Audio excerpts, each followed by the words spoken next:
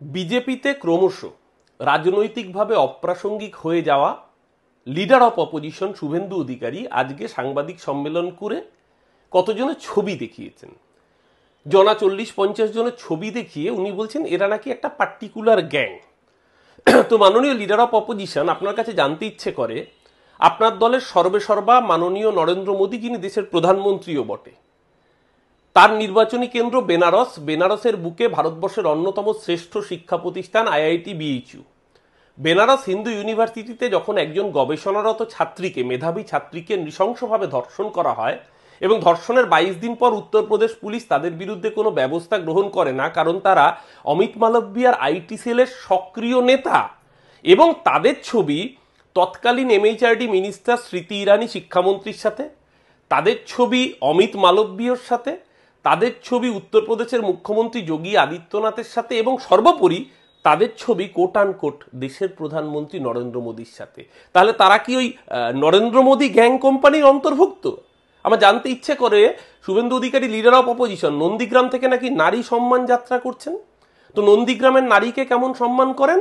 আপনার গোকুলনগরের নেতা তাপস দাস স্বাধীনতা দিবসের দিন মধ্যরাতে, একসময় বিজেপির সমর্থক ছিলেন পরিবার, স্বামী বাইরে পরিযায়ী শ্রমিকের কাজ করেন, স্ত্রী এবং মেয়ে একসাথে ঘরে রাতে থাকেন, রাত্রিবেলা তাণ্ডব করেছিল কে, চড়াও হয়েছিল কে, ওই মহিলাকে নগ্ন করিয়ে রাস্তার উপর দিয়ে দৌড় করিয়েছিল, ধর্ষণ করতে গিয়েছিল আপনার দলের ওইখানকার অঞ্চল সভাপতি তাপস দাস।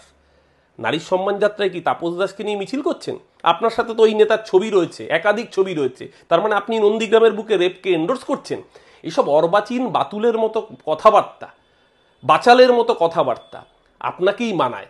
যদি ছবি দিয়েই প্রমাণ হতো, আপনার দলের সর্বোচ্চ নেতা নরেন্দ্র মোদী বণিক সভার সম্মেলনে গিয়ে বলেছিলেন একটা চিটিংবাজকে দেখিয়ে, মেরে সাথ ওহা মেরে মেহুল ভাই ব্যাঠে হুয়ে হয়, যে মেহুল চোকসি, নীরব মোদীরা দেশের পিএনবি 13,000 কোটি টাকা মেরে পালিয়ে গিয়েছে। বিজয় মাল্লিয়া থেকে নীরব মোদী, সমস্ত চিটারদের ছবি দেশের 1 নম্বর বা 2 নম্বর মন্ত্রীদের সাথে রয়েছে, অমিত শাহ বা নরেন্দ্র মোদীর সাথে রয়েছে। তাহলে এরা সবাই কি ওই টাকা মারা গ্যাং, নাকি রেপিসদের এন্ডোর্স করা গ্যাং? কি কর্ণাটকে আপনাদের এমএলএ মুনিরত্ন কি রত্নখচিত রত্নভাণ্ডার তৈরি করেছেন গোটা দেশের মানুষ জানে না? কুলদীপ সিং সেঙ্গার একটা রেপিস্ট এমএলএর জন্য রাস্তায় জাতীয় পতাকা নিয়ে মিছিল করেছেন। আপনাদের থেকে ধর্ষণের বিরুদ্ধে প্রতিবাদ নিয়ে কোনো কথা শুনতে হবে না। যাদের পার্টি অফিসের মধ্যে মহিলার শ্লীলতাহানি করেন তাদেরকে নিয়ে বড় বড় জ্ঞানের বাণী বাংলার মানুষ শুনবে না। কসবার কাণ্ড নিন্দনীয়, প্রশাসন প্রথম দিন থেকে কঠোরভাবে ব্যবস্থা নিয়েছে, কোর্টে প্রডিউস করছে, আর আপনারা সেই বীর রেপিসদের বীরের মালা পরিয়ে সম্বর্ধনা দেন। পার্থক্য ছিল, আছে, থাকবে।